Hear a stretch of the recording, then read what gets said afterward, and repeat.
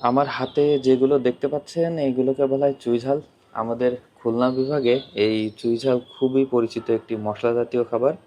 এটি মাংসের সাথে রান্না করে খেতে হয়। রান্না করে খাওয়ার সময় কিছুটা ডাঁটার মতো, তবে স্বাদটা অনেকটা ঝাঁঝালো।